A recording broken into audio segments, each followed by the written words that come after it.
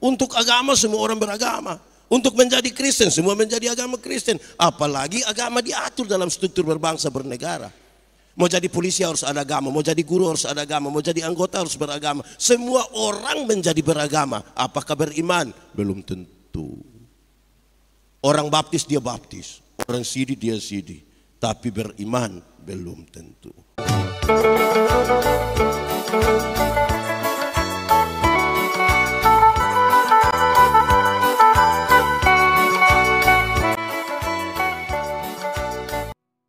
Saudara-saudara, mari kita berdoa untuk pemberitaan firman Tuhan. Kita berdoa, ya Tuhan Allah, kami mohon kepadamu, kuatkanlah dan teguhkanlah iman kami, supaya waktu di mana kami belajar firman Tuhan, biarlah ini menjadi waktu terbaik bagi kami. Kami mohon Tuhan, jauhkan semua penggoda pencobaan, biar dalam damai-Mu kami belajar firman Tuhan. Terima kasih Tuhan, kami rindu pada firman-Mu. Berfirmanlah bagi kami Tuhan. Di dalam nama Yesus firman yang hidup itu kami berdoa. Amin.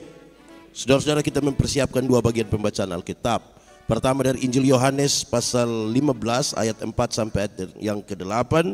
Dan yang kedua dari surat Galatia pasal 5 ayat 22 dan 23. Injil Yohanes pasal 15 ayat 4 sampai 8. Sejemput jemaat Tuhan berdiri.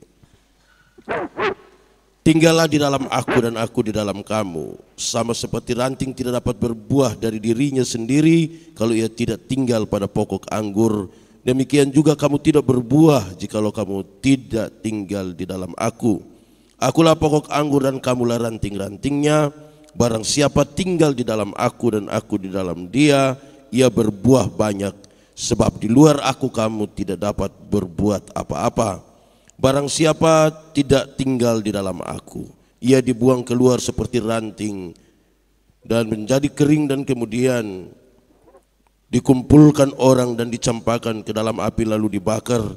Jikalau kamu tinggal di dalam aku dan firmanku tinggal di dalam kamu, mintalah apa saja yang kamu kehendaki dan kamu akan menerimanya. Dalam hal inilah Bapakku dipermuliakan, yaitu jika kamu berbuah banyak, dan dengan demikian kamu adalah murid-muridku. Galatia pasal 5 ayat 22 dan 23. Saya ajak kita membacanya bersama-sama. Galatia pasal 5 ayat 22 dan 23 mulai. Tetapi buah roh ialah kasih, sukacita, damai sejahtera, kesabaran, kemurahan, kebaikan, kesetiaan, kelemah lembutan, penguasaan diri. Tidak ada hukum yang menentang hal-hal itu. Demikian firman Tuhan. Berbahagia setiap orang yang mendengar firman, memelihara dan melakukan dalam hidup setiap hari. Shalom. Selamat sore. Ada sukacita? Puji Tuhan. Saya senang sekali ada di sini hari ini dan biar ini menjadi kemuliaan bagi nama Tuhan. Di bawah semangat tema ini, berakar semakin kuat, berbuah semakin lebat. Kita akan belajar bersama dua bagian pembacaan Alkitab yang dibacakan bagi kita hari ini. Saya mulai dengan mengatakan begini, saudara-saudara, kekristenan itu bertingkat-tingkat, berkelas-kelas, dan ada 3 kelas dalam kekristenan. Ada berapa? 3. Kita bisa ukur kita ada di kelas berapa sebenarnya. 1, beragama tapi tidak beriman. Sama-sama 1, 2, 3, beragama tapi tidak beriman. Untuk agama semua orang beragama. Untuk menjadi Kristen semua menjadi agama Kristen. Apalagi agama diatur dalam struktur berbangsa bernegara. Mau jadi polisi harus ada agama, mau jadi guru harus ada agama, mau jadi anggota harus beragama. Semua orang menjadi beragama. Apakah beriman? Belum tentu. Orang baptis dia baptis, orang sidi dia sidi. Tapi beriman belum tentu. Di Balikpapan ada begitu? Oh tidak ada. Mantap sudah. Kalau begitu dunia lagi sedikit kiamat di sini. Ya. Kenapa hal ini serius saudara? Kita terikat yang banyak hal yang mengaku Kristen tapi belum tentu beriman. Contoh, kalau tangan kanan gatal artinya? Kalau tangan kanan gatal artinya mau dapat duit begitu. Lalu saudara kerja buat apa lagi kalau tangan kanan? Ya tinggal duduk begini-begini saja, uang sudah ada itu. Kadang-kadang kita repot kalau begitu. Kadang-kadang saya bawa materi di mana-mana, terus ada yang Pak Pendeta kita foto-foto dulu, boleh. Pas kami mau foto ada yang lari dari sana, jangan 3 orang Pak, jangan 3 orang. Kenapa kalau foto 3 orang? Yang mati bagian mana nanti? Oh, kiri kanan nanti hidup selama-lamanya ya, tidak akan mati. Jadi beragama, tapi belum tentu beriman. Itu tingkat dasar. Tingkat kedua, bertobat tapi tidak berbuah. Bertobat tapi tidak berbuah. Orang yang bertobat tapi tidak berbuah, dia cenderung bercerita tentang kisah masa lalu. Kalau dia bertobat tahun 1970, di mana-mana kesaksiannya hanya 1970. Di satu ibadah diberi kesempatan bersaksi, dia bilang waktu tahun 1970. Pindah ke satu tempat dia ulang lagi, waktu tahun 1970. Ke satu tempat dia ulang lagi, waktu tahun 1970. Satu saat dia baru bangun, orang baku korek bilang 1970 siap itu. Bertobat tapi tidak berbuah, kita hanya bercerita tentang kisah masa lalu dan tidak ada kemajuan sama sekali dalam upaya ini. Ketiga, dan saya kira ini ideal. Yang dimaksudkan adalah, yang paling tinggi adalah berbuah. Yang paling tinggi apa? Dalam hal inilah Bapakku dipermuliakan, yaitu jika kamu berbuah banyak. Kalau mau Tuhan Allah dipermuliakan cukup satu, berbuah. Kalau kamu berbuah, Bapakku dipermuliakan. Sehingga kita bisa katakan kepada orang, berhenti berdoa, Tuhan biarlah kemuliaan Tuhan terjadi di kota ini. Tidak usah berdoa begitu. Murid-murid Tuhan berbuah dan kemuliaan Tuhan terjadi di sini. Nah ini dia soal. Sekarang pertanyaannya saudara boleh jawab. Gampang-gampang pertanyaannya. Berbuah bagi Tuhan gampang kah susah? Boleh jawab. Berbuah bagi Tuhan gampang atau susah? Susah atau gampang? Gampang atau susah? Susah atau gampang? Ya gampang. Kalau bilang susah-susah gampang itu tidak ada jawaban itu. Berbuah bagi Tuhan itu gampang. Teks tadi kasih tahu dengan baik. Ranting yang melekat kepada pohonnya, buah keluar dengan sendirinya tanpa disuruh. Banyak orang rindu berbuah tapi tidak mau melekat kepada pohon. Akhirnya buahnya ada tapi buah plastik. Saudara pernah lihat buah plastik? Jeruk plastik ada? Ada. Pisang plastik? Ada. Enak. Ya. Rindu berbuah tanpa melekat kepada pohon, ya tidak mungkin. Berbuah bagi Tuhan gampang. Dari SD kita sudah tahu di tanaman pohon itu, saudara-saudara, di tanaman itu yang cari makan apa? Bagian mana? Akar. Terus dari akar dia kirim ke mana? Ke daun lewat batang. Sampai di daun ada proses apa di sana? Fotosintesis. Kemudian dikirim ke ranting. Buah keluar dengan sendiri. Dia punya soal adalah kita mau ada di situ kok tidak. Sekarang saya bertanya pada saudara. Saudara pernah lihat pohon mangga? Pernah. Pernah lihat pohon mangga berbuah? Pernah. Pernah lihat orang mengancam pohon mangga supaya berbuah? Tidak ada. Buah keluar dengan begitu saja. Itu sudah cukup. Anak-anak sekolah minggu sejak kecil sudah diajar lagu yang saya kira punya pesan yang sangat kuat.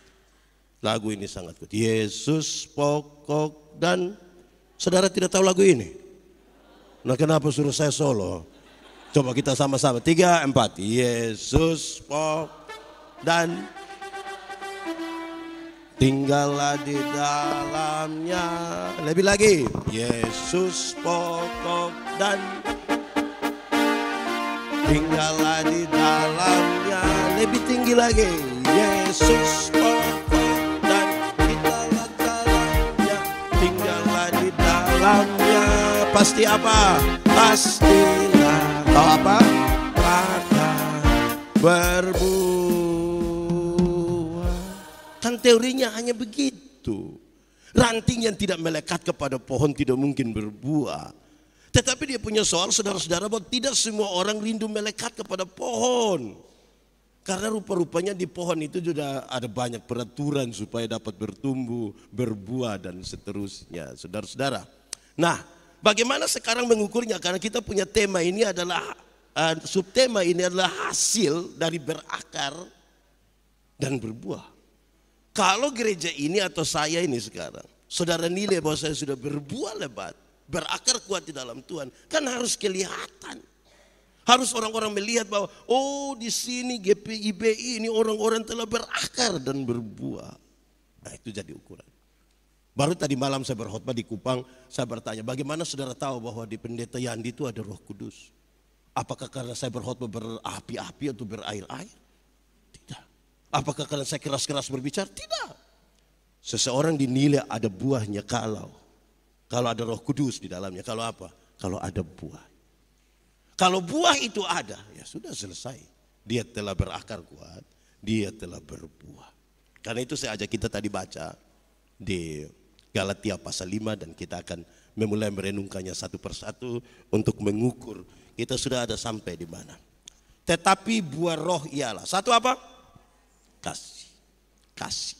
Kita boleh ucapkan sama-sama 1, 2, 3. Kasih ialah.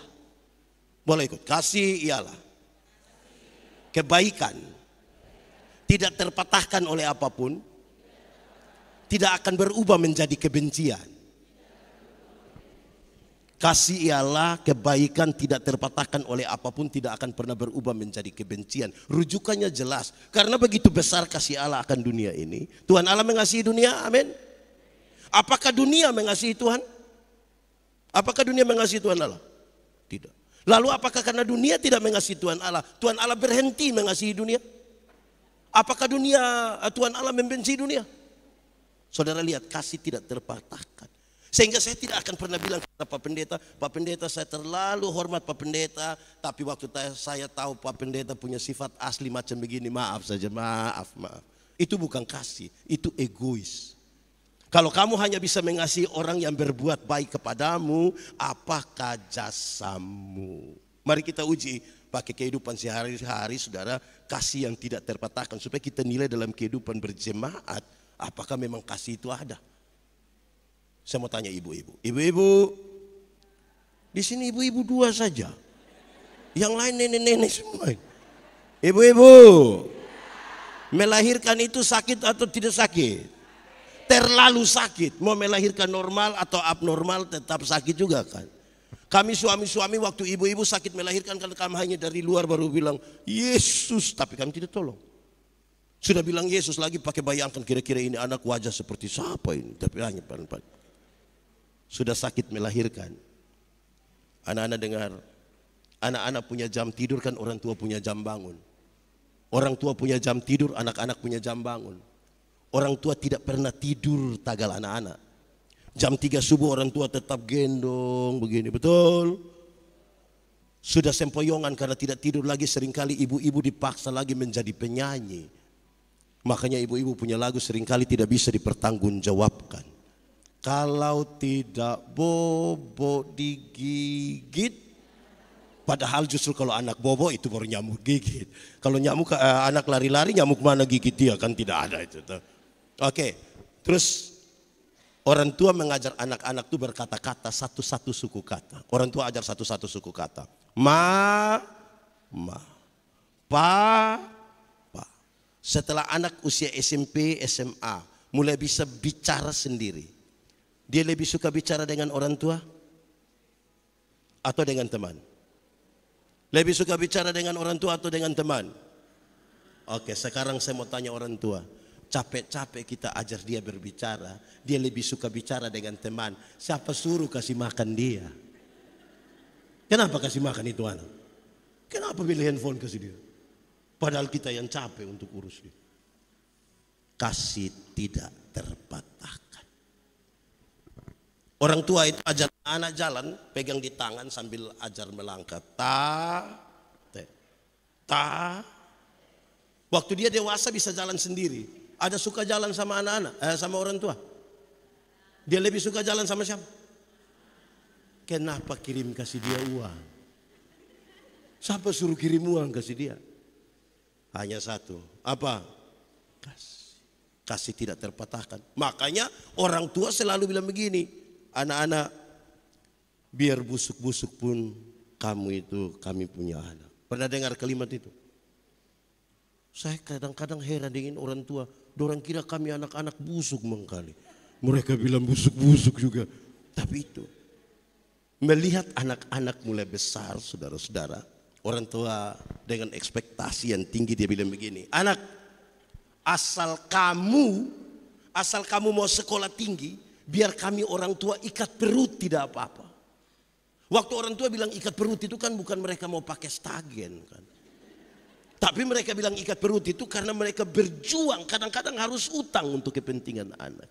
Apa yang ingin saya katakan? Kasih tidak terpatahkan. Dalam persekutuan jemaat ini saudara, kalau ini penilaian pertama tidak ada pada kita, saudara-saudara, kita belum berakar kuat. Belum berbuah lebat. Apalagi kita penuh dengan pertentangan. 10 hukum Taurat. Hukum Taurat ada 10, dijabarkan dari 613 pasal. Dari 613 pasal masih ada ribuan peraturan hidup setiap hari. Tuhan Yesus simpulkan dia dalam 2 kalimat. Mengasihi Tuhan dan mengasihi sesama. Dalam 2 kalimat Tuhan simpulkan dia dalam 1 kata saja. Apa itu? Kasih. Di dalam kata itu seluruh hukum Taurat ada di dalamnya. Sekarang saya mau uji. Kalau pendeta Yandi benci ibu pendeta, yang rugi pendeta Yandi atau ibu pendeta? Pendeta Yandi. Kenapa saya rugi? Setiap kali saya lihat ibu pendeta, saya punya hati baik atau tidak? Setiap kali orang bicara ibu pendeta punya kebaikan, saya punya hati senang. Setiap kali ibu bilang selompok pendeta, saya punya hati senang. Kalau saya mengasihi diri saya harus berhenti membenci ibu pendeta. Amin. Pertanyaannya, adakah saudara orang-orang di dalam gereja ini yang saudara tidak suka kok? Semua sektor ini aman-aman kah? Penatua diaken aman-aman ini. Tidak ada dusta di antara kita. Semua senyum tulus kah? Kadang-kadang kita senyum penuh dengan pencitraan, saudara-saudara. Kita datang, kita bilang shalom, kita lewat separuh. Jadi selama itu belum ada, saudara-saudara, kita harapkan apa yang lebih dari tema ini. Tetapi buah roh ialah apa? Kasih. Sama-sama tadi dia punya pengertian. Kasih ialah kebaikan tidak terpatahkan oleh apapun. Tidak akan pernah berubah menjadi kebencian. Saudara bisa ukur. Saudara bisa nilai. Itu ada pada dirimu atau tidak. 1, kasih. 2 apa? Sukacita. Saya mau tanya kita, boleh jawab. Sukacita dan senang beda atau sama? Sukacita dan senang beda atau sama? Sama atau beda? Beda. Senang itu arti lain, sukacita itu berarti lain. Senang itu berurusan dengan kepuasan-kepuasan yang kita terima dari luar. Sukacita berurusan dengan sikap kita terhadap keadaan. Menyangkut senang, Alkitab berkata, ada waktu untuk senang, tapi ada waktu untuk susah. Jadi kalau saudara sementara senang sekarang, ingat sedikit lagi susah. Kalau saudara sementara susah sekarang, mungkin sedikit lagi sudah mati. Dan kita juga tidak tahu memang kita mati sampai kapan. Tetapi menyangkut sukacita, Alkitab berkata, bersukacitalah, senang, baik waktu senang, baik waktu. Soalnya sekarang adalah banyak orang itu mencari Tuhan untuk dapat senang. Bukan cari Tuhan untuk dapat sukacita. Kalau senang yang kita cari, saudara-saudara, uang yang banyak membeli kesenangan. Tapi tidak dengan sukacita. Kalau senang yang kita cari, dunia memberikan kesenangan. Tapi sukacita hanya bisa kita temukan di dalam Tuhan. Banyak jemaat, termasuk mungkin kami para pelayan, mencari Tuhan untuk kesenangan. Semakin sukses itu kita rasa Tuhan berkati kita sekali.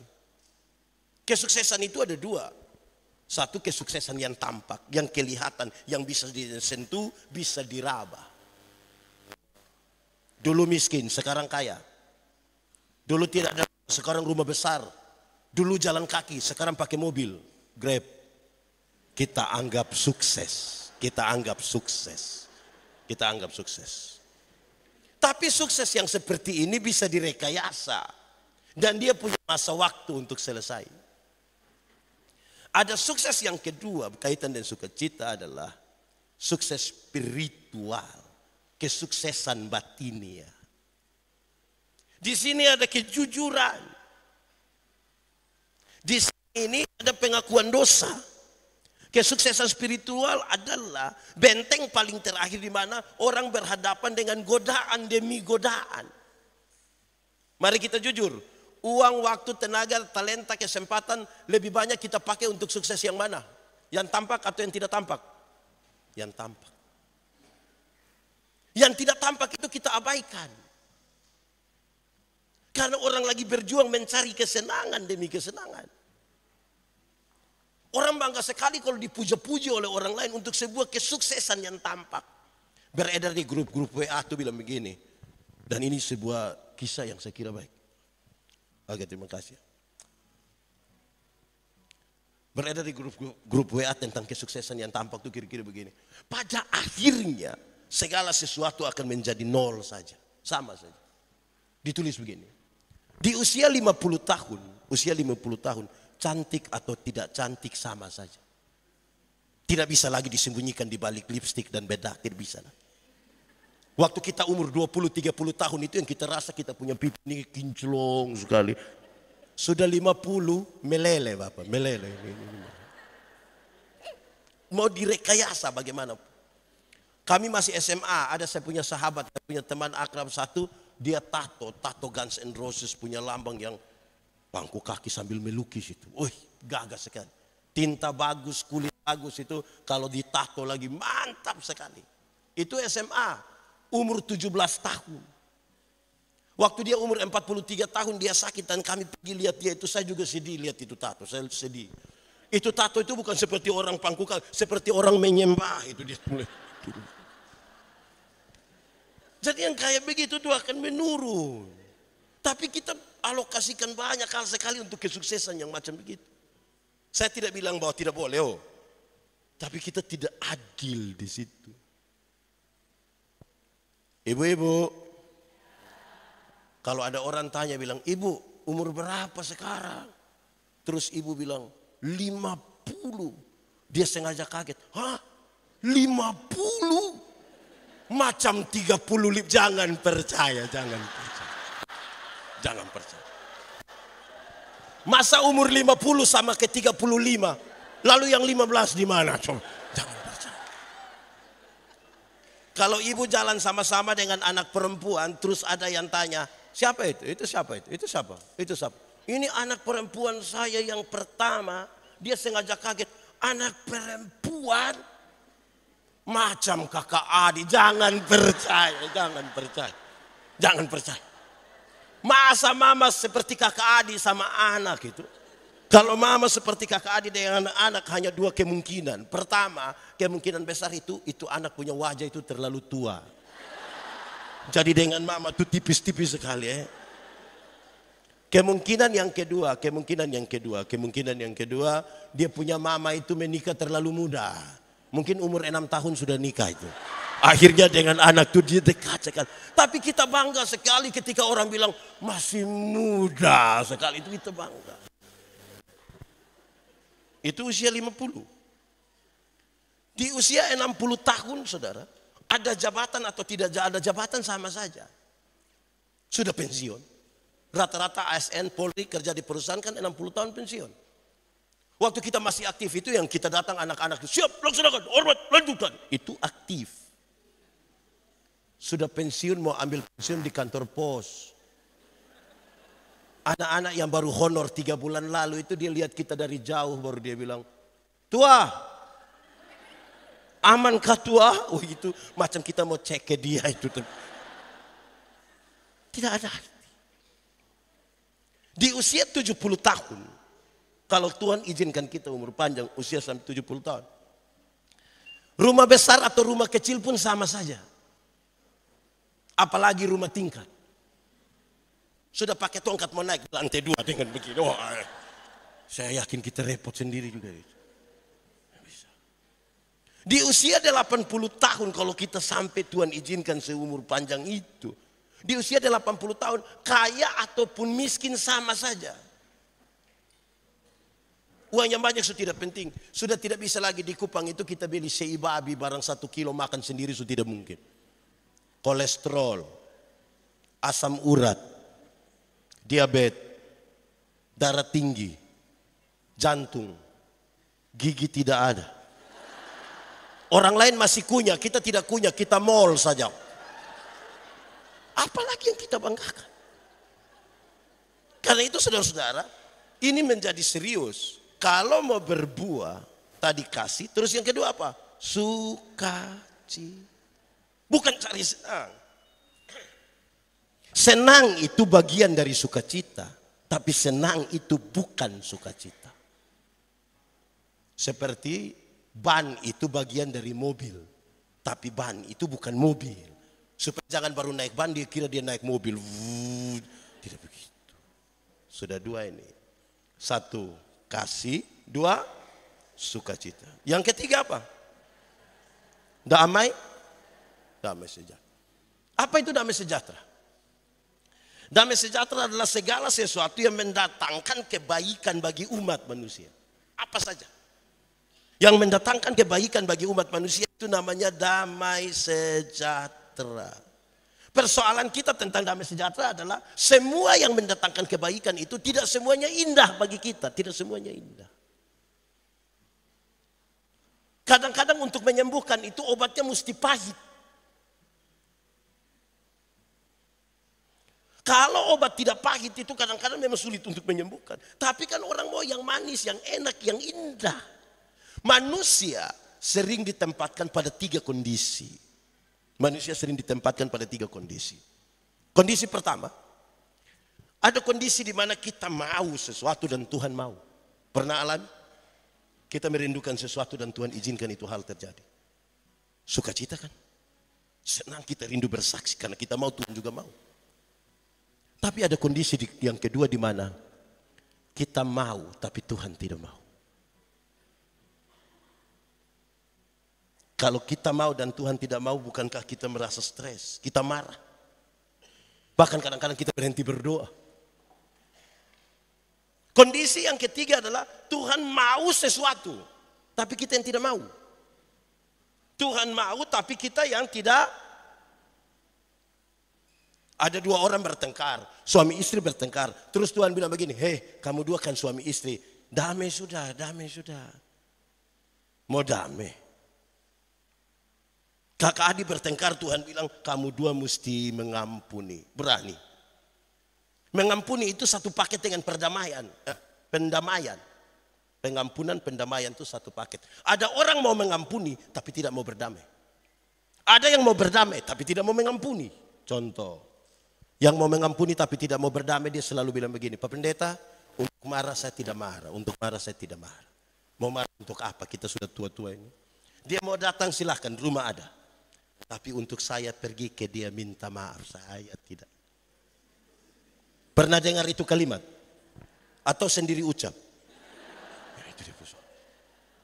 Ada yang mau berdamai tapi tidak mau mengampuni. Yang mau berdamai tapi tidak mau mengampuni itu kan terjadi di anak-anak. Anak kecil itu kalau main kelereng, mereka bertengkar, orang tua bilang, hei damai, damai. Kamu dua ini saudara, damai. Kita ini kalau berdamai kan biasa jabat tangan. Itu dia punya cara suruh tangan. Hati tidak mau tapi terpaksa harus berdamai kan. Semua menjadi palsu. Ada banyak hal yang Tuhan mau dalam gereja tapi kita tidak mau. Contoh, saya tidak tahu di sini. Tapi di gereja kami masih bergumul dengan di pendeta, penatua, diaken, pengajar yang mabok terus. Kenapa saudara tertawa? Saudara maksud apa dengan itu tertawa? Memangnya di sini ada begitu? Ada kok tidak? Oh tidak ada. Tidak salah Saudara kadang-kadang ini kita kadang orang tua, bukan orang tua, istri bilang begini, papa berhenti sudah, berhenti. Ingat umur pak, ingat umur. Ya paling-paling mati. Hai. Iya jangan kasih tinggal ibu orang sendiri berurusan dengan petugas koperasi nanti. Temanilah ini istri dan anak-anak. Satu dua orang yang biasa minum, kalau di NTT itu namanya sopi, minuman lokalnya namanya sopi. Di sini apa? Cap tikus ada? Ada di sini juga. Jangan sampai ada yang sudah bawa tadi. Satu dua orang yang biasa minum sopi mereka tanya saya, pendeta, yo boleh minum sopi kok tidak? Saya tidak tahu. Pendeta apa tidak tahu? Saya bilang begini, ada legenda Yunani tentang pohon anggur. Legenda itu adalah kisah yang latar belakangnya kita tidak perlu tahu, tidak apa-apa. Tapi pesan-pesan moralnya perlu kita pakai. Legenda itu bilang begini, pengusaha anggur yang pertama di dunia ialah Nuh. Siapa? Waktu Batra itu kandas di Ararat, air surut, Nuh turun dia langsung tanam anggur. Hafal. Hari pertama Nuh siram pakai darah domba. Darah apa? Hari kedua Nuh siram pakai darah singa. Darah apa?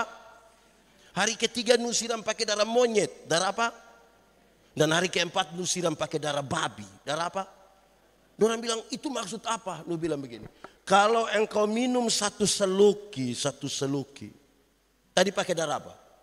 Domba. Engkau akan tulus seperti anak domba.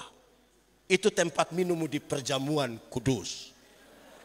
Perbuatlah ini menjadi peringatan akan aku. Kalau berapa seloki? Kalau engkau minum 2 seloki, tadi pakai darah apa? Singa. Oh, engkau akan kuat seperti singa. Dan karena itu tempat minummu di pinggir kebun. Orang-orang tua dulu itu kalau mau masuk kerja kebun itu 2 seloki dulu. Keluar 2 seloki. Mau tidur 2 seloki. Bangun 2 seloki. Kalau berapa seloki? Kalau engkau minum 3 seloki, tadi pakai darah apa? Monyet. Oh, itu tempat minumnya di atas pohon. Lebih banyak kan angin berhembus kencang, jadi lebih banyak goyang-goyang itu. Itu belum minum miskin Bapak, belum minum miskin. Tapi kalau sudah 3 seloki dia bilang, ambil saja, ambil. Kita pagikan malam ini. Pernah dengar itu kalimat? Ya. Di 3 seloki itu ceritanya tinggi semua. Suara tinggi, mengganggu sekali lingkungan. Di sini kan tidak mungkin orang minum di gereja lah. Di lingkungan kita tinggal itu. Ya. Dan saudara tahu, ada banyak istri kena pukul di 3 seloki itu. Saya mau tanya dulu, di sini ada suami-suami biasa pukul istri? Kita ganti saja. Ibu-ibu yang biasa kena pukul dari suami boleh angkat tangan. Jangan. Berani angkat tangan pulang kena pukul ulang. Saya tidak mau tanggung jawab soal itu. Kalau berapa seloki? Kalau engkau minum 4 seloki, tadi pakai darah apa? Babi. Permisi, minta maaf. Lihat babi itu. Babi itu makan di mana, tidur di situ, muntah di situ, semua di situ. Orang tanya, jadi Bapak kita berapa seloki? Engkau pilih sendirilah. Boleh jawab, minum air susu itu baik atau tidak? Baik, kalau 1 gelas. Tapi coba minum air susu 1 ember. Bisa gila itu. Air susu yang baik saja melewati batas bisa masalah. Apalagi cap.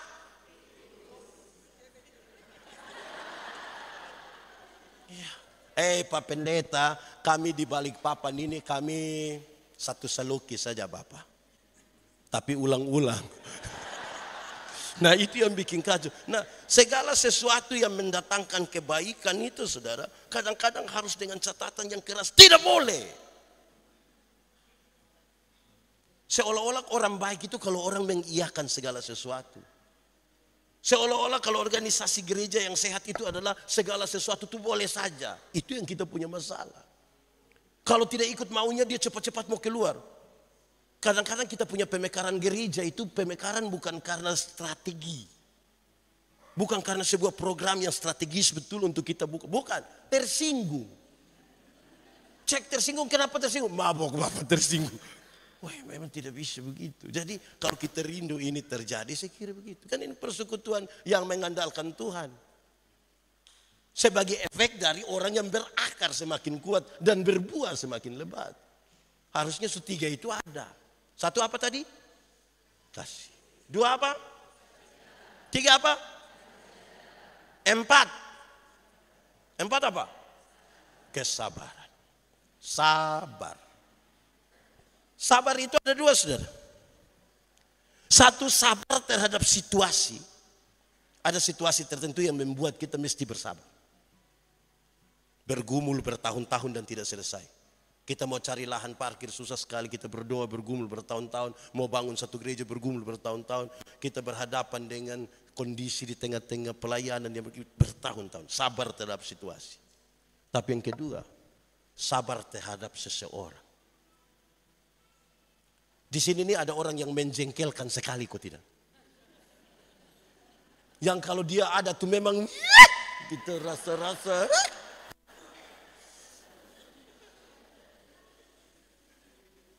Nah, memang Tuhan mau kita bersabar terhadap mereka. Di setiap gereja, apalagi kita gereja saudara, GMIM, GMIT, GPIB, dan GPM. Kita kan gereja saudara nih, kita baku tahu. Orang Alor bilang kita dan kita jadi, kita baku tahu ini. Kadang-kadang nih saudara,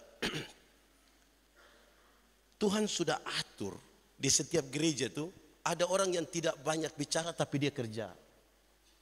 Ada yang tidak kerja tapi hanya kerja menilai saja.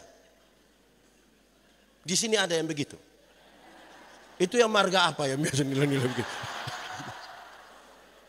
Ada yang waktu kita kerja dia tidak ada. Pas syukuran dia ada.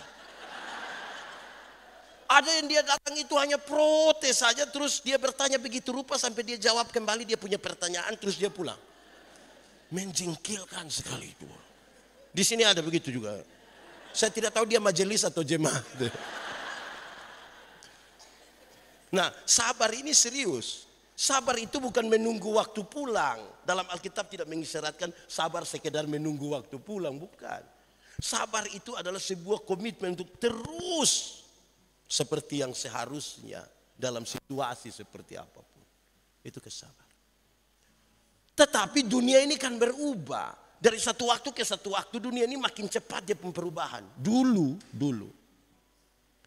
Di dunia ini ada satu binatang namanya ayam. Sampai sekarang juga ada ayam. Ayam yang dulu itu hanya dibedakan atas ayam jantan dan ayam betina. Tapi tiba-tiba muncul ayam potong. Waktu muncul ayam potong, ini ayam yang dulunya hanya ayam, dia menjadi ayam kampung. Karena sudah ada ayam potong. Membuat kita yang pusing, apakah ini ayam kampung yang dipotong atau ayam potong yang di kampung? Kita jadi pusing sendiri ini ayam. Tapi apa yang membuat dia berbeda? Soal kesabarannya, soal prosesnya. Maksudnya begini. Ayam kampung itu kalau saudara perhatikan, kita pelihara 1 tahun, masih kecil juga. Tapi dagingnya enak atau tidak? Kalau dia betina bertelur atau tidak? Kalau dijual mahal atau tidak? Karena ini ayam bersabar mengikuti proses. Beda dengan ayam potong. Ayam potong itu kita baru pelihara 1 bulan, dia punya mata sudah besar begini. Itu kalau lihat pakai kaca pembesar. Kalau lihat langsung juga dia begini saja. Tapi ini ayam, ibu-ibu pulang dari pasar ikat salah di motor, dia punya kaki patah. Anak-anak gas-gas motor dekat kandang, besok itu ayam mati. Kenapa? Ini ayam tidak tahu proses.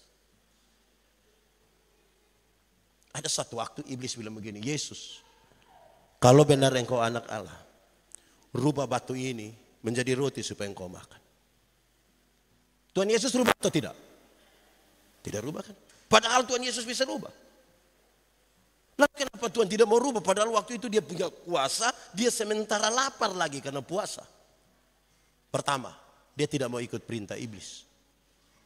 Tapi yang kedua, dia mau sampaikan, hei, bersabarlah, berproseslah sedikit. Masa mau makan roti saja pakai mujizat? Kalau mau bikin roti pakai mujizat itu tiap hari di toko roti itu mujizat terus. Mujizat roti manis lah, mujizat roti tawar. Banyak orang tidak mau bersabar dalam proses. Padahal sabar itu sebuah respon iman, bukan reaksi emosional. Dalam kesabaran kalau kita bicara tentang iman, saudara, menyembah Tuhan dalam roh dan kebenaran itu salah satu teorinya adalah menyembah Tuhan itu sebuah respon iman, bukan reaksi emosional. Respon itu begini, ada suami meninggal, kan mereka sedih kan? Kita sedih ketika orang yang kita kasihi itu meninggal. Terus kita bertanya, apa yang saya imani tentang kematian? Waktu saya bertanya tentang apa yang saya imani tentang kematian, saya temukan jawaban. Oh, ternyata mati bukan akhir dari segala sesuatu. Mati adalah tempat di mana kita diubah dari tubuh yang dapat binasa ke dalam tubuh yang tidak dapat binasa. Supaya kita bisa hidup dalam kekekalan bersama Kristus di sorga. Berdasarkan keyakinan iman seperti ini kita menyanyi. Sabar dalam susah sukarmu. Sabar, Tuhan ada sertamu. Sabar, sabar, beri kuat pada. Jadi kalau ada masalah, kita bertanya apa yang kita imani supaya kita berproses. Saya mau tanya, saudara punya masalah? Tidak usah om. Saya lihat yang ini muka masalah semua.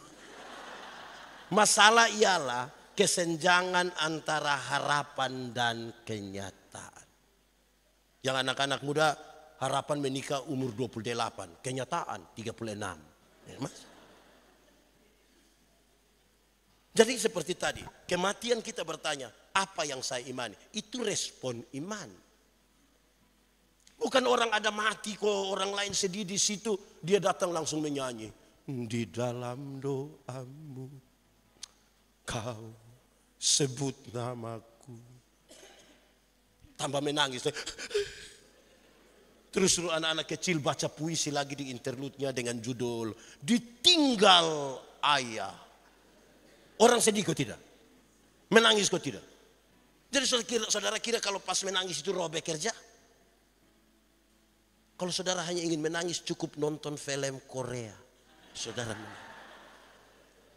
Jadi beriman kepada Tuhan itu sebuah proses terus menerus dan tidak akan pernah selesai.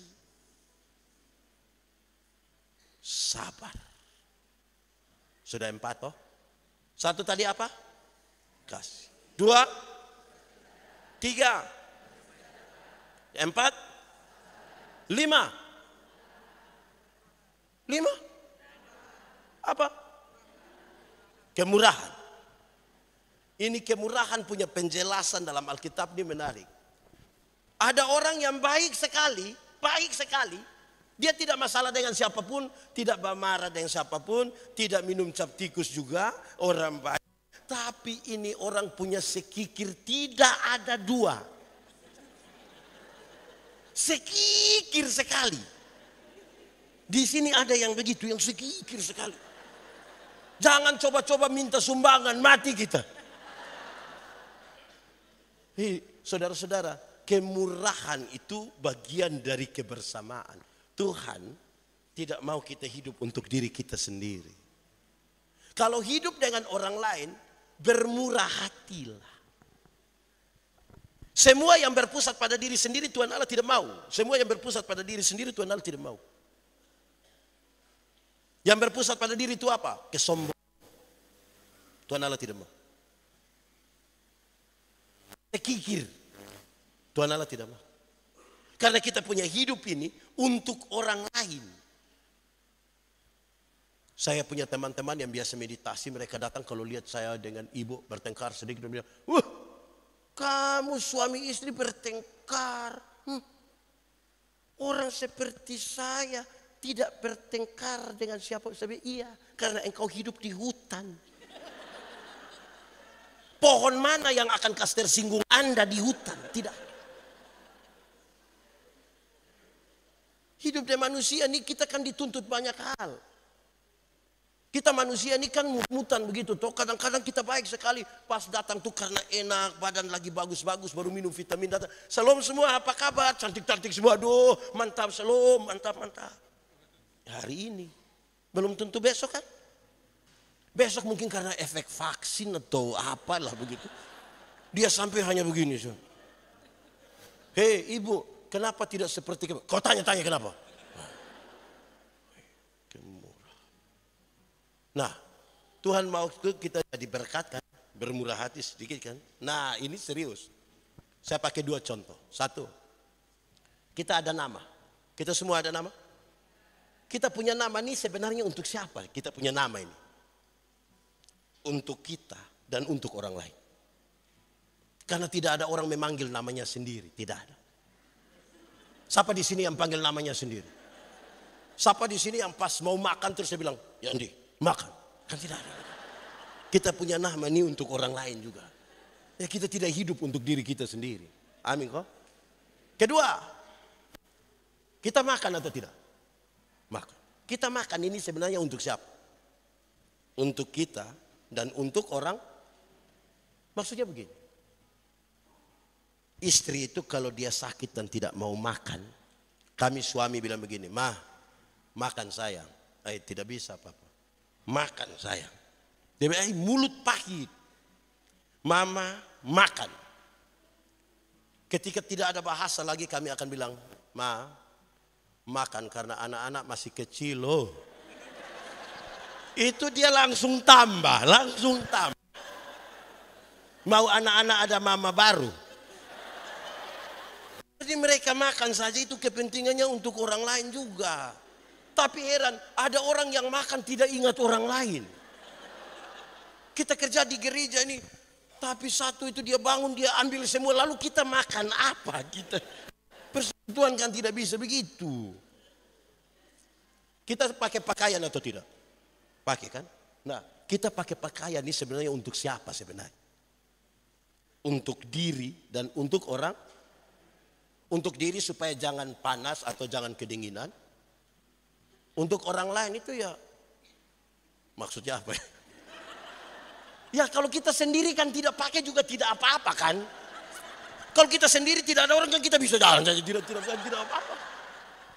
Tapi karena ada orang lain itulah kita pakai pakaian. Betul kok tidak? Supaya orang ketemu kita dia, jangan begitu. Jadi kemurahan itu penting dalam kaitan kita hidup di orang lain. Yang sekikir-sekikir dong berhenti sudah. Saya mau kasih tahu saudara, ada orang yang bukan tidak diberkati, tapi kan dia terlalu sekikir. Dia tahu sekali cara bagaimana mengumpulkan uang, tapi dia tidak tahu cara menikmati. Dia tahu menjadi kaya, tapi dia tidak tahu menjadi bahagia. Saya suka pakai contoh, kumpul uang banyak-banyak tapi tidak pernah jalan-jalan ke Surabaya. Satu saat di Surabaya baru saya telepon, Pak Pendeta, yuk saya di Surabaya, enak pesir-pesir. Tidak Pak Pendeta, terus saya di rumah sakit Dr. Sutomo Bapak. Sudah dapat rujukan dulu baru ke sana, sudah atur saja. Jangan terlalu sekikir juga lah. Kita ini, kadang-kadang dengan Tuhan pun kita sekikir ini. Saya tidak tahu di sini, di banyak tempat itu ada tanggung persembahan datang dia hanya apa ini? Itu satu. Kedua, orang Kristen ini banyak kemurahannya terjadi waktu Natal dan Paskah. Orang baik di waktu Natal Paskah itu terlalu baik. Tapi mungkin di waktu mau pemilu juga lah mungkin ada. Saudara-saudara, kalau mau Natal mau Paskah ada nenek-nenek lewat bawa pepaya begitu. Nenek, kemana? Pasar, buat apa? Nenek, sini, mari. Sudah jam begini nenek ke pasar, mari nenek. Mari. Nenek duduk, nenek mau minum apa? Boleh. Terserah ibu saja. Nenek boleh bilang, teh, kopi, bir, atau wine. Nenek pilih saja. Nenek bilang, sudah saya bir saja. Nenek pilih bir saja. Dia kasih keluar bir, nenek minum 2 botol. Terus dia keluar bawa uang, dia bilang, nenek ini untuk bayar pepaya ini. Ini hari Natal, hari baik. Jadi ini ada gula, ada beras, ada kopi. Nenek tinggal di mana? Oh, di tempat satu. Nenek pulang, jalan kaki. Jangan. Grab. Antar nenek pulang. 3 hari kemudian itu nenek datang kembali. Suami yang lihat, suami bilang, Mama. Kenapa? Kau punya nenek datang lagi itu. Atur dulu itu nenek itu. Kemurahan itu berat untuk kita ada. Tapi kemurahan. Tapi yang Tuhan maksudkan kemurahan supaya kita belajar menjadi berkat bagi orang lain. Oh Tuhan, selagi aku masih kuat, bila saatnya nanti ku tak berdaya lagi, hidup ini sudah. Sekali lagi, oh Tuhan, oh Tuhan, pakailah hidupku selagi aku masih kuat. Bila apa? Bila saatnya nanti ku tak berdaya lagi, hidup ini apa? Sudah jadi. Akan ada satu waktu kita tidak berdaya lagi. Apakah karena usia? Apakah karena sakit? Apakah karena kecelakaan? Kita tidak berdaya. Tapi waktu orang cek, ini orang sudah jadi berkat. Jangan dari berdaya sampai tidak berdaya. Tidak pernah jadi apa-apa. Hanya jadi beban saja. Jangan sampai waktu dia masuk pintu semua bilang, beban sudah datang. Jangan begitulah. Hidup itu kita bermurah hati sedikit. Ada dua orang berdoa minta karunia di Tuhan. Ternyata di Tuhan itu tinggal dua karunia. Satu karunia memberi, satu karunia menerima. Orang pertama cepat-cepat ambil karunia menerima. Tinggal karunia. Orang kedua garu-garu kepala, dia ambil karunia memberi. Lewat 20 tahun kemudian mereka bertemu di satu perapatan jalan. Yang punya karunia memberi itu, sementara duduk di atas mobil mewah, satu tanda dia sukses. Yang punya karunia menerima itu ada duduk minta-minta di pinggir jalan. Dari waktu mereka dua baku lihat begini, yang satu, hei, perasaan kan engkau dapat karunia memberi, kenapa engkau lebih sukses dari saya? Terus dia bilang begini, kawan, karena Tuhan Allah tahu saya selalu harus memberi, maka kepada saya Tuhan titipkan lebih. Engkau kan mau bagi orang, toh ini lebih. Engkau kan karunia menerima, jadi di mana-mana hanya bilang.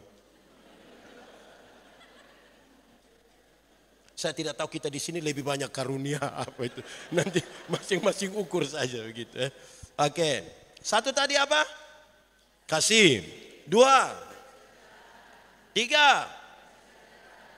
Keempat. Kelima.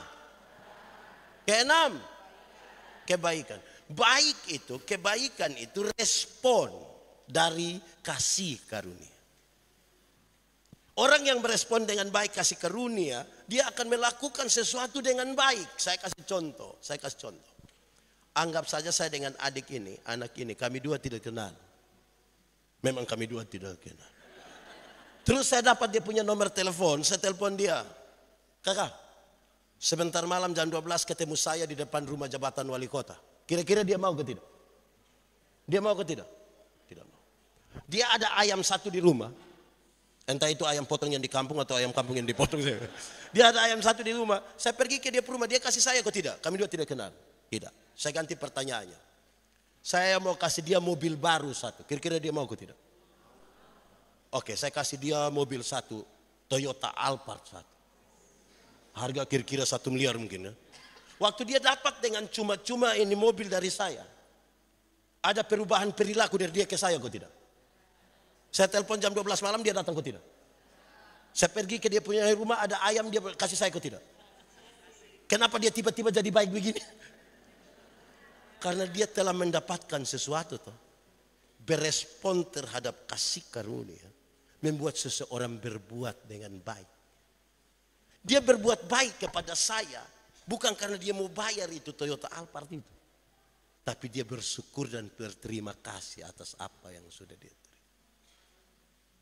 Sampai di titik ini saudara-saudara, pendeta, penatua, diaken, pengajar, pimpinan kategorial fungsional siapapun yang ada dalam gereja, kalau dia memahami bahwa Tuhan telah berkorban bagi dia dengan sangat mahal, dia tidak akan pernah bertingkah dalam pelayan. Tidak. Saya masih dapat di banyak tempat saudara. Kami kalau di Gemit itu namanya rayon, di sini sektor. Ibadah itu ada yang ibadah hari Senin, Rabu, Jumat, ada yang hanya Senin, Jumat, Kamis, Selasa, tapi rata-rata 2 sampai 3 kali ibadah satu minggu. Kalau 3 kali berarti Senin, Rabu, Jumat. Terus pembacaan. Warta pelayanan bilang begini. Hari Senin dipimpin oleh Penatua Manobe. Hari Rabu dipimpin Penatua Manobe. Hari Jumat dipimpin Penatua Manobe. Dia bilang, tidak ada orang lain lagi, saya saja di sini. Jadi dikasih kesempatan pimpin itu macam apa, macam bagaimana ya? Di sini ada juga toh. Orang tidak memahami kasih karunia, dia anggap bahwa semua itu hanya beban. Kalau kami tahun ini akan ganti seluruh penatua, diaken, karena kami semua berlaku seragam klasis jemaat sinode. Saya tidak tahu di sini bagaimana. Juga ada yang sangat menanti itu waktu berhenti itu. Yes, tinggal 2 bulan. Yes. Iya, tiba-tiba Tuhan kasih SK kembali ke rumah Bapa. Yes ke sana. Weh, selagi masih ada waktu nih melayani toh. Kan tidak repot juga ku melayani. Itu kita punya. Jadi kebaikan itu ada di situ. Kebaikan itu saudara sebenarnya bagian dari spiritualitas. Spiritualitas itu apa ya? Gerakan dari dalam keluar. Gerakan dari dalam keluar, bukan dari luar ke dalam. Yang dari luar ke dalam itu pencitraan. Saudara tahu orang yang pencitraan, apa yang ada di dalam? Yang di dalam itu teologi. Yang keluar itu apa? Etika. Gabungan antara teologi dan etika itu spiritualitas. Jadi dia lakukan tuh, kalau kalimat Paulus, apapun yang kamu perbuat, ya perbuatlah dengan segenap hatimu seperti untuk Tuhan dan bukan untuk. Karena yang kelihatan baik belum tentu dibangun di atas spiritualitas yang benar, belum tentu. Semua orang bisa datang gereja, itu orang kok rajin sekali, tapi kita bisa bedakan. Ada yang datang gereja itu karena memang dia mau butuh firman. Ada yang memang dia mau kasih tunjuk dia punya pakaian, pas dia beli baju merah, rok kuning, sendal hijau. Nah, dia mau pakai kemana? Merah, kuning, hijau ini dia mau kemana coba? Ya terpaksa di gereja saja. Dia tunggu semua sudah ada baru dia. Kebaikan tidak di situ. Ini, tapi saya lihat yang pakai pakaian begini ini bagus-bagus. Saya senang. Satu saat saya bilang jemaat, boleh pakai yang ibu-ibu, nona-nona itu boleh pakai pakaian yang mini-mini datang ke gereja kok tidak? Orang bilang boleh. Saya bilang kenapa boleh? Pak Pendeta, karena Tuhan melihat hati, bukan melihat pakaian. Saya bilang amin. Tuhan memang melihat hati, tidak melihat pakaian. Tapi saya yang pendeta ini melihat pakaian, bukan lihat hati. Engkau kira engkau sendiri dengan Tuhan? Atau engkau mau pergi ke Tuhan sekarang? Pakai begitu berduduk di situ, itu kita di muka ini kita susah. Kita lihat juga salah, tidak lihat lebih salah lagi. Jadi ya, buat yang baik-baik saja tuh. Aneh-aneh. Kadang-kadang kita dalam gereja ini pencitraannya terlalu banyak. Pencitraan saja. Saudara bayangkan, ada waktu di mana banyak orang tahu menyanyi, tapi mereka tidak isi di waktu bergereja. Kan hari-hari Minggu itu ada kesempatan solo, duet. Tapi tidak. Kadang-kadang pendeta tanya, ada solo, duet, paduan suara? Tapi kalau tiba-tiba ada pengumuman, Gubernur Kalimantan Timur dan Ketua Sinode GPIB akan beribadah bersama-sama di GPIB di sini. Itu solo juga dia, duet dia, vokal grup dia, paduan suara dia. Ini karunia makam puji. Ini Ini bukan kebaikan, ini kerusakan ini kerusakan. Begini-begini bikin rusak persekutuan. Tidak baik. Ya saudara-saudara, kalau ini kan kita nilai persekutuan mengandalkan Tuhan. Ya, bukan mengandalkan diri. Membentuk jemaat yang mandiri dan solid. Mau mandiri bagaimana? Latihan dia tidak ada, pas tampil dia depan. Dia itu mandiri. Tidak begitu. Amin kok. Di sini juga ada. Ya. Oke. Satu tadi apa? Kasih. 2, 3, 4, 5, 6, 7. Kesetiaan. Kita di sini setia semua. Saya lihat saudara ragu-ragu yang saudara buka. Oke, saya tidak omong rumah tangga lah, biar saya omong setia di gereja saja. Gereja saudara, waktu peneguhan penatua diaken, peneguhan anggota sidi, kita punya jawaban tuh kurang lebih sama. Apakah jawabmu? Ya, saya percaya dan berjanji dan segala. Kira-kira begitu ya dia punya formula. Gitu toh? Itu punya 3 maksud. Pertama, saya menjawab begitu karena saya percaya. Kalau saya tidak percaya, saya tidak akan mengaku itu. Kedua, saya menjawab ya untuk masuk dalam persekutuan. Karena banyak yang menjawab ya habis terus dia hilang. Ada yang jawab habis hilang, padahal waktu dia jawab itu pencitraan sekali. Waktu CD orang tanya, apakah jawabmu? Dia bikin seperti sedih-sedih itu. Ya, saya percaya. Hei, suruh dia berhentilah. Oke. Jawab ya habis masuk. Ada yang hilang. Ada orang yang 1 tahun itu dia gereja mungkin hanya 2 kali. Natal 1 kali, Paskah, makanya dia sebut jemaat napas. Natal dan Paskah. Karena Natal 1 kali, Paskah 1 kali, singkatan tambah panjang. Napas 1-1. Kalau semula terengah-engah mau mati itu tiba-tiba ingat ibadah, Bapak, ingat ibadah. Di sini juga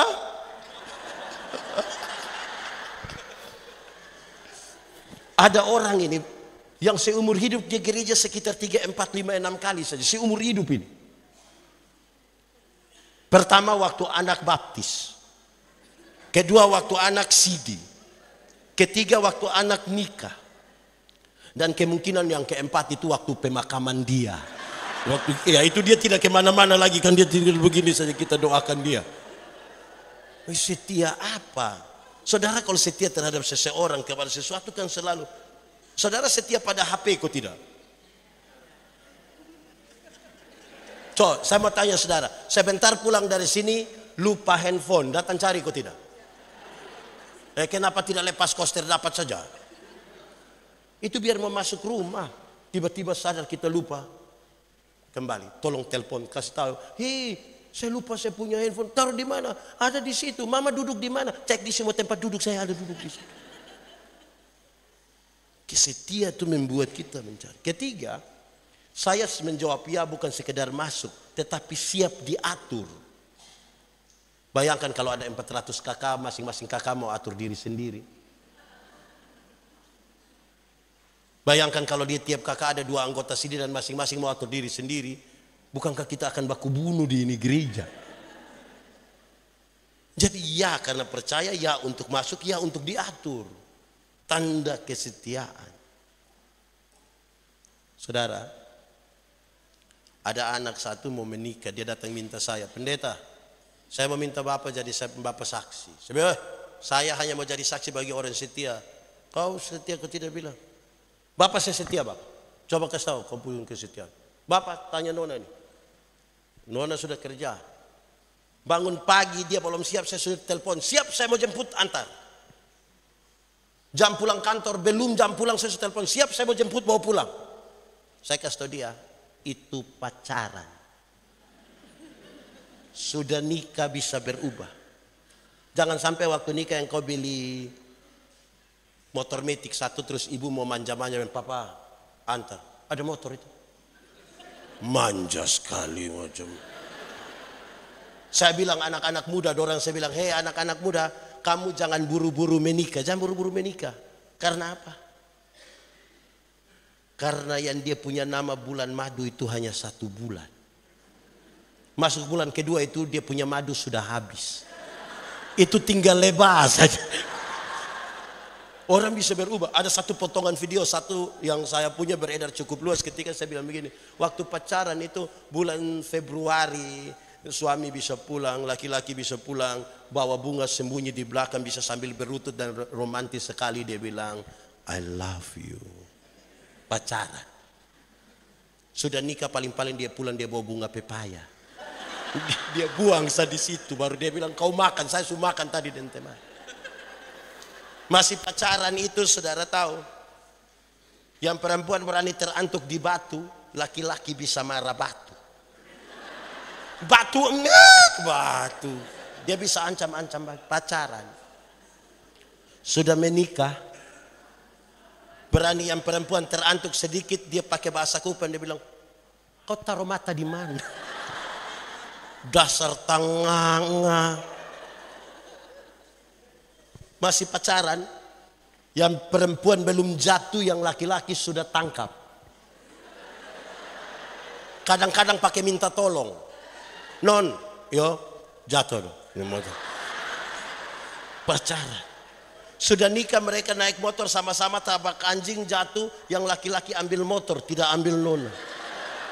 Yang ibu protes, papa bagaimana ambil motor tidak ambil saya? Sayang minta maaf, sayang sudah lunas tapi motor ini masih kredit belum selesai jadi bisa berubah. Setia tuh yang saya maksudkan, setia tuh proses dari 1 hari ke 1 hari ke 1 hari. Terus menerus, bukan bilang saya dulu paling setia di ini gereja Pak. Saya tidak omong dulu, yang sekarang. Setia itu melibatkan janji antara saya, seorang dan Tuhan. Itu setia. Saudara, ini kisah yang saudara tahu tapi saya mau kisah ulang. Ada satu istri protes dia punya suami. Papa sudah berubah. Papa tidak seperti yang dulu lagi. Papa sudah tidak setia. Dia pun suami, tidak setia bagaimana? Papa tuh dulu sedikit-sedikit sudah ajak mama makan nasi goreng. Dulu papa sedikit-sedikit sudah ajak mama beli pakaian RB. Iya kan cinta itu tidak terukur. Dulu tuh papa datang sedikit-sedikit, ayo tutup mata sayang, tutup mata. Wah. Sekarang kenapa papa tidak begitu? Papa berubah. Dia pun suami yang mama. Coba mama pikir. Nelayan mana? Nelayan mana yang kalau dia sudah dapat ikan dia masih buang umpan? Oh selama ini papa hanya umpan mama. Selama ini papa pikir mama ikan. Malam mau tidur, dia punya istri masuk kamar kunci pintu kasih mati lampu. Suami datang mau buka pintu tidak bisa. Suami bilang, Ma, iya. Buka pintu dulu. Tidak. Mama, iya. Buka pintu. Tidur di luar. Mama kenapa buat saya begitu? Saya ini mama punya suami. Kenapa buat begitu? Dia pun istri bilang, Papa, coba papa pikir. Coba papa pikir. Nelayan mana? Nelayan mana yang mau tidur dan dia punya ikan?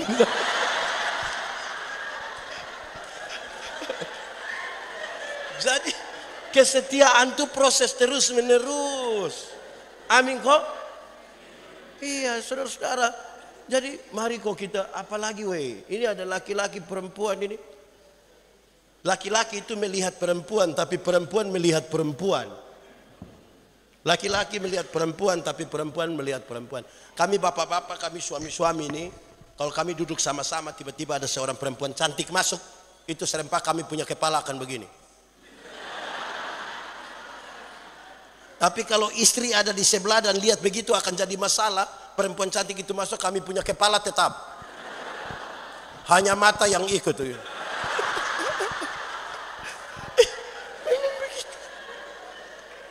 Beda dengan ibu-ibu.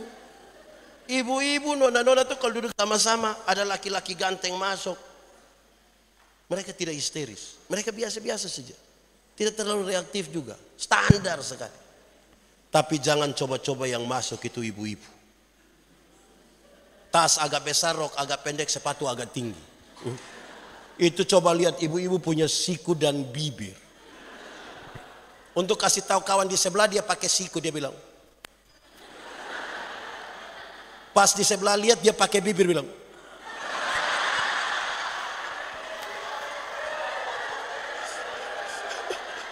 Kadang-kadang tiga. Satu. Itu ibu-ibu begitu ada di sini. Dan saudara-saudara, memang bicara setia itu saudara, proses terus menerus. Karena kita tergoda untuk banyak sekali hal yang kita lihat, kita temukan. Seberapa itu?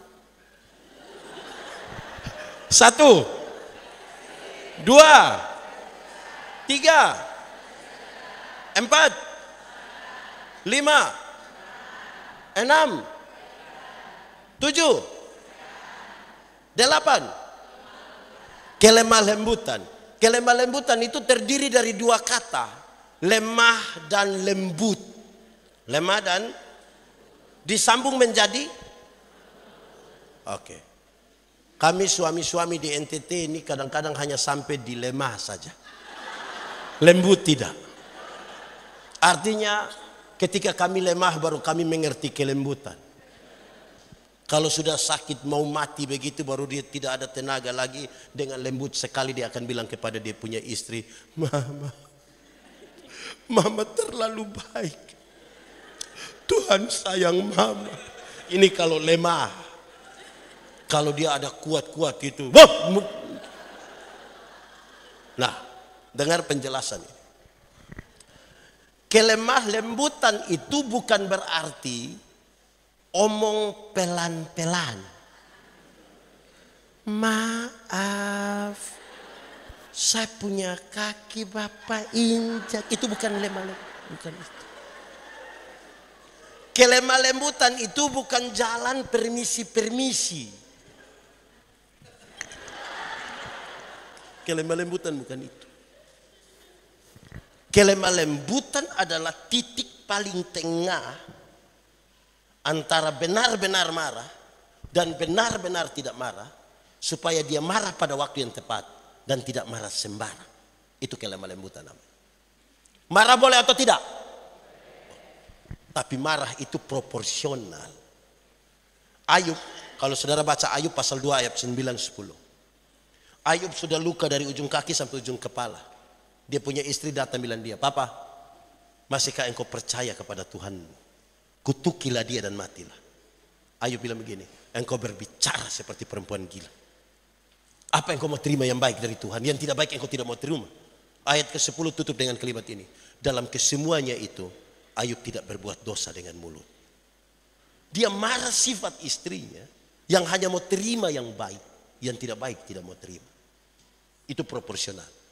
Ada anak malas, marah dia punya malas. Bukan marah dia punya orang. Jangan sampai yang malas itu datang yang selompat pendeta. Terus kita bilang, kau pi mana kok, saya tidak suka lihat memang orang malas punya muka. Itu marah dia punya orang. Supaya kita marah pada waktu yang tepat. Dan tidak marah sembarang.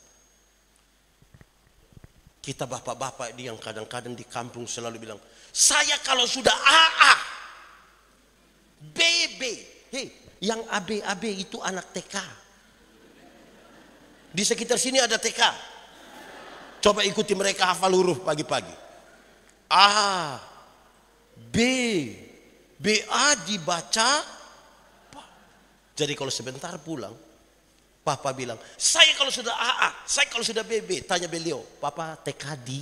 Jangan itu kalau tanya kita masalah. Apa yang saya maksud?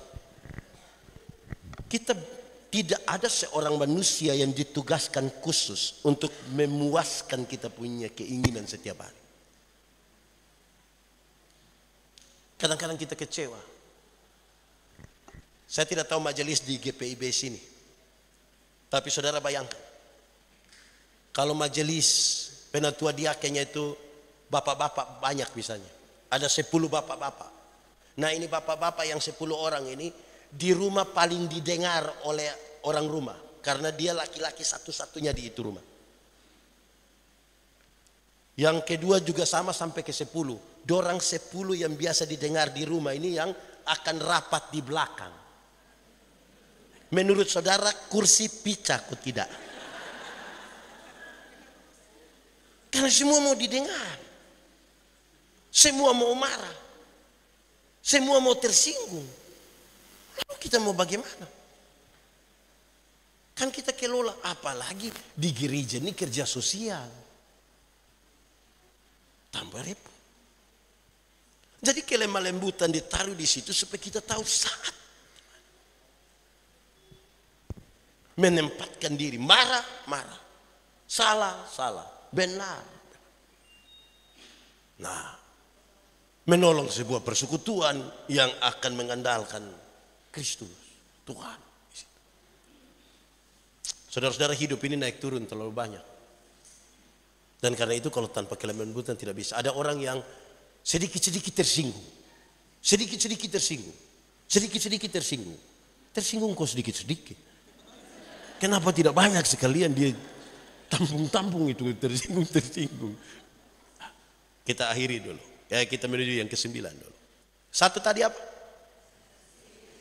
2, 3, 4, 5, 6, 7, 8, 9. Penguasaan diri itu adalah orang yang tahu tujuannya. Orang yang tahu tujuannya itu dia kuasai diri. Kita mau pergi ke bandara. Waktu kita keluar dari sini, kita diberi tawaran belok kiri atau belok kanan. Kita ikut yang arah ke bandara. Sampai di depan kita diberi tawaran lagi, kiri atau kanan. Di banyak tempat pada kita diberi tawaran untuk belok kiri, berhenti dan seterusnya. Orang yang kuasai diri, dia tahu tujuannya kemana. Itu kuasai diri. Kuasailah dirimu, jadilah tenang supaya kamu dapat berdoa. Sadari betul kita punya tujuan ini mau kemana. Orang yang kuasai diri kan dia tahu tujuannya. Sekarang saudara lihat.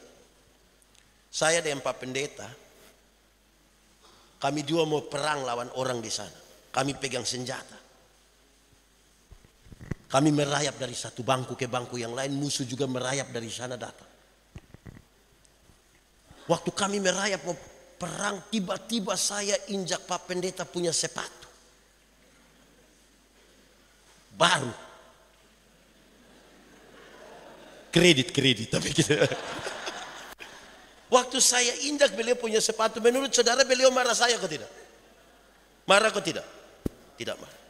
Kenapa? Karena ada sesuatu lebih penting di sana. Kuasai diri itu orang tahu tujuan. Bayangkan kalau kami dua tidak ada musuh di sana. Kami duduk-duduk tiba-tiba saya muat saya punya kaki di beliau punya sepatu. Minimal beliau akan kepas. Kau tidak ada mata kah? Orang yang kuasai diri tidak ada waktu untuk bicara, berkelahi, iri hati. Di sini ada yang biasa iri hati. Iri hati ialah lebih baik saya rugi asal Bapak rugi lebih banyak daripada saya untung tapi Bapak untung lebih banyak. Ada 2 orang yang biasa iri hati, mereka 2 berdoa kepada Tuhan. Karena Tuhan tahu mereka tukang iri hati, Tuhan suruh malaikat urus. Malaikat datang bilang, Bapak, karena Bapak berdua ini biasa iri hati, jadi Tuhan minta satu saja yang minta. Yang satu diam saja, satu minta. Tapi yang satu ini kalau dia minta apa, yang tidak minta akan dapat 2 kali lipat. Jadi misalnya kalau Bapak minta motor 1, saya dapat 2. Oh, kami 2 tidak mau minta. Masing-masing bertaruh, kalau begitu saya tidak minta. Oke, kalau begitu tarik lot saja, siapa yang minta? Ya, saya yang minta. Kalau saya minta kaya, kan pasti Bapak lebih kaya. Pikir-pikir, sudah Tuhan, kalau begitu tolong kasih saya punya mata buta 1. Kalau saya punya mata buta 1, Bapak buta berapa? Menurut saudara buta 1 rugi atau tidak? Tapi kan lebih senang lihat orang buta 2 kan? Nah, itu iri hati. Iri hati. Kita rugi tapi terlalu senang lihat orang. Itu kita senang sekali. Ada 3 orang ke stasiun kereta. Sampai sana. Kereta sudah jalan dan mereka lari dari atas, lompat ke atas kereta. Yang 2 naik, yang 1 jatuh. Yang jatuh itu dia tertawa. Jadi orang yang mau tolong ini datang, loh, kenapa engkau jatuh, engkau tertawa? Dia tambah tertawa. Lalu kenapa kau yang jatuh, kau tertawa? Dia bilang tidak. Dorong 2 yang naik itu sebenarnya hanya antar saya. Saya tidak tahu dorong 2 kemana. Jalan tidak ada tujuan dalam hidup. Kadang-kadang saudara-saudara, kita hidup nih ya. Pendeta. Kami 4 orang ini dipersenjatai. Kalau kami tidak ada ruang tembak, kami dengan kami akan baku tembak.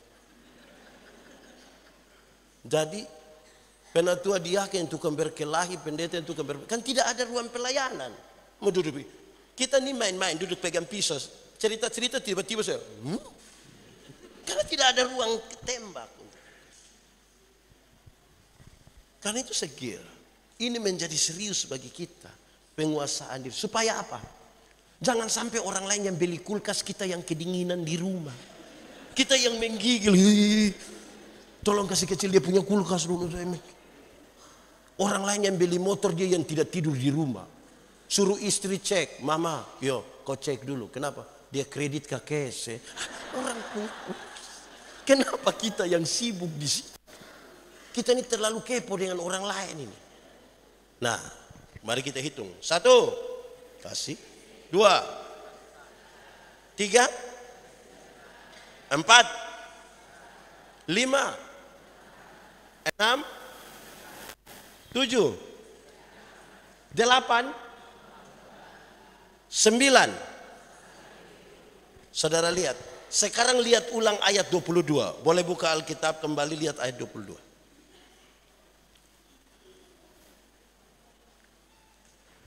Tertulis tetapi buah roh atau tetapi buah-buah roh? 1 kali tulisan buah atau 2 kali? 1 atau 2? 1. Apa maksudnya? Buah roh itu 1 yang berisi 9 bagian.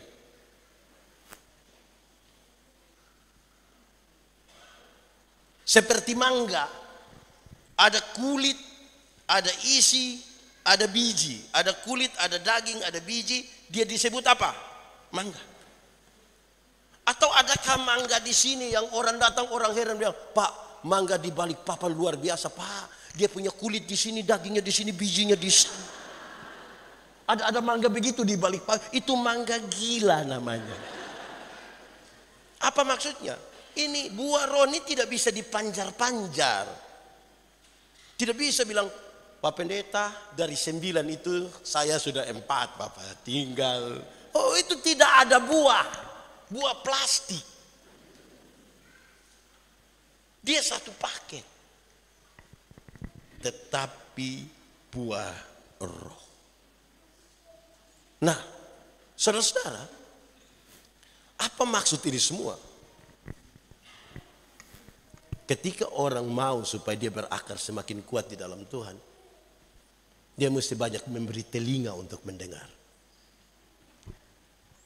Mendengar itu, saudara, Itu ibarat orang gali lubang mau tanam tiang. Waktu orang gali lubang tanam tiang, saudara, kalau tiang panjangnya 10 meter, lubangnya hanya 1 meter, tiangnya kuat?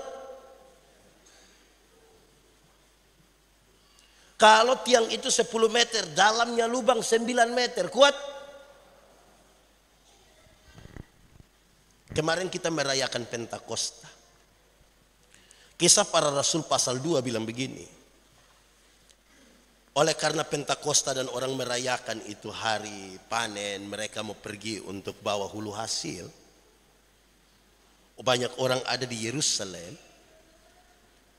Tiba-tiba terdengar bunyi seperti tiupan angin. Seperti, itu berarti bukan angin, bunyinya.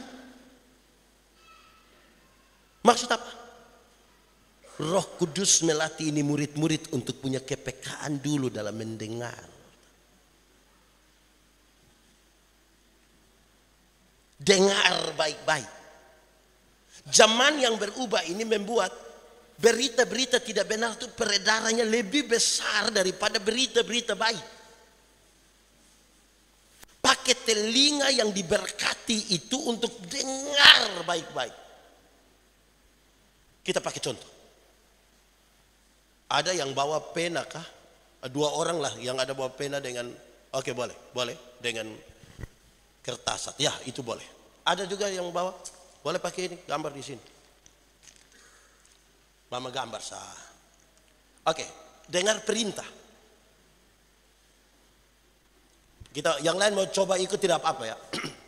Tapi saya ingin menjelaskan supaya kita tahu betul kita mau kemana ini. Sekarang mulai. Ikuti perintah saya. Gambar kepala.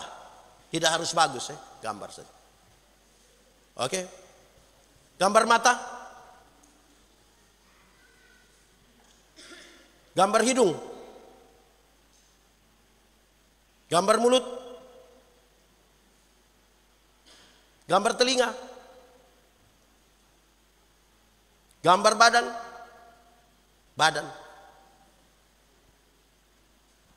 Gambar kaki. Gambar kaki. Sudah? Gambar ekor. Oke. Nanti perintahnya cukup saya di situ. Perintah banyak, tapi sekarang kita ambil. Permisi, Bapak terima kasih Bapak bantu. Oke. 2 orang ini mendengar perintah yang sama dari saya, betul? Saudara lihat hasilnya sama?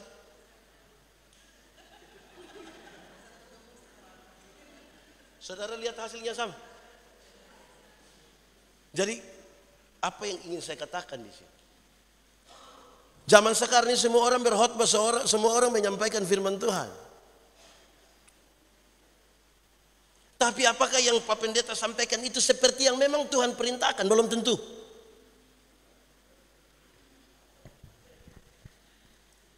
Yang saya minta tadi saudara tolong gambar kucing.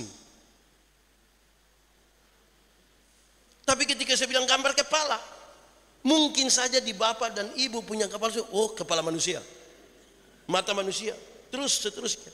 Padahal yang perintah menginginkan menggambarkan kucing. Jadi jemaat Tuhan sekalian supaya menjaga ini, latih duluan telinga yang mendengar yang baik. Amin. Saudara lihat tadi semua kita dengar perintah sama. Saya yakin kalau masing-masing kita gambar, masing-masing penggambar itu beda-beda. Latih duluan ini. Jangan sampai interpretasi kita melebihi dari apa yang Tuhan maksudkan. Kita lagi sibuk untuk menyampaikan apa yang kita mau dan bukan yang Tuhan mau. Tampaklah lidah-lidah seperti nyala api. Berarti bukan api kan? Seperti nyala api. Setelah latih mereka punya telinga, sekarang mereka dilatih, mereka punya mata ini. Untuk melihat dengan benar dulu. Tadi malam saya berkhotbah, saya bilang begini. Ada satu tentara pulang perang. Dia ya Kena foto dia ada gendong ini keledai. Gendong. Singkat cerita, bukan saja kemenangan perang, tapi waktu sampai di kota, sejumlah wartawan datang. Pak luar biasa sekali ya Pak tentara.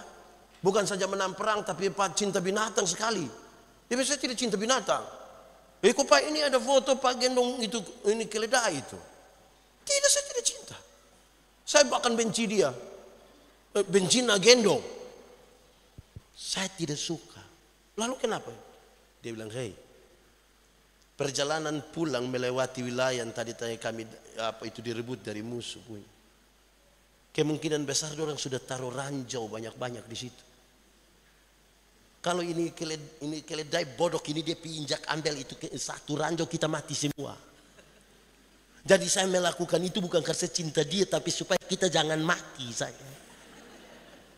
Jadi yang kelihatan itu harus kritis maksudnya. Amin. Baru ayat 3 bilang dan 4 bilang begini. Maka mereka penuhlah dengan Roh Kudus dan mereka mulai berkata-kata. Amin. Tuhan cipta manusia punya berapa telinga? Berapa mata? Berapa mulut? 2. 2 telinga, 2 mata, 1 mulut. Ada banyak maksud. Salah satunya, lihat 2 kali, dengar 2 kali, bicara berapa kali? Lihat ulang-ulang, dengar ulang-ulang, bicara berapa kali?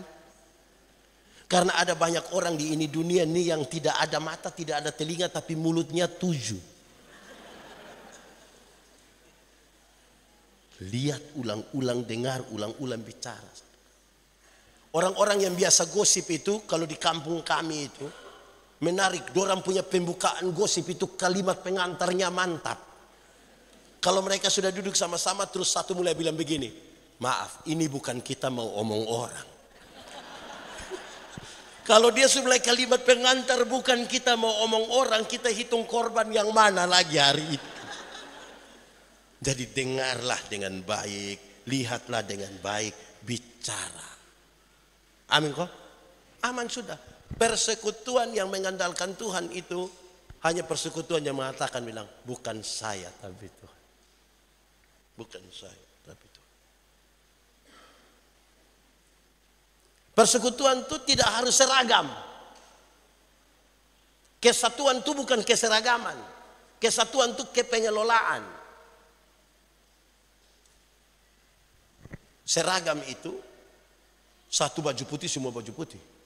Satu batik semua batik. Itu seragam bukan satu. Kesatuan itu bukan keterikatan. Saya memang dari kecil sudah di GPIB, bagaimana saya keluar lah biar sudah bagaimanapun saya di situ sudah. Itu terikat namanya. Coba ambil kucing dengan anjing punya ekor ikat dua-dua begini, aman. Kesatuan itu pengelolaan. Saya bicara kesatuan di mana-mana itu dikutip boleh banyak orang ketika saya bilang mengelola persekutuan itu harus seperti makan kolak. Tahu kolak? Pernah makan kolak? Kolak terdiri dari ubi, pisang, santan, gula. Sudah jadi namanya kolak. Waktu dia jadi kolak kita makan pisang masih rasa pisang kok tidak? Masih. Tapi ada cita rasa baru yang ditambahkan sebagai bagian dari sebuah kebersamaan. Tidak ada upaya untuk saling menghilangkan. Timor, Ambon, Sulawesi, Sumatera, Jawa, mana semua. Tidak ada upaya saling menghilangkan. Kolak bisa berkumpul di satu tempat yang namanya periuk atau panci toh. Tidak mungkin kita mau makan kolak, nah kita makan ubi di sana. Pindah kita makan pisang lagi di sana. Pindah lagi minum santan di sana. Baru terakhir kita jangan ada yang lepas kontrol di sini. Penguasaan diri bagus. Sudah jadi. Amin Tuhan memberkati kita. Mari kita tunduk kepala di hadapan Tuhan. Firman Tuhan berkata kalau kamu dengar suaranya, jangan keraskan hatimu. Minta Roh Kudus lembutkan setiap hati yang keras dan biarlah sukacita kita penuh malam hari ini. Mari kita berdoa. Ya Tuhan kami bersyukur kepadamu untuk firman. Kami renungkan dalam seluruh keterbatasan kami, tapi kami percaya kalau Tuhan di dalam kami dan kami dalam Tuhan, benih-benih firman ini akan bertumbuh dan berbuah dalam hidup kami. Firman-Mu biarlah menjadi pelita bagi kaki kami, terang bagi jalan kami. Diberkatilah semua kami yang memberi hidupnya untuk pemberitaan firman hari ini. Terpujilah nama Tuhan. Di dalam nama Yesus kami berdoa. Amin.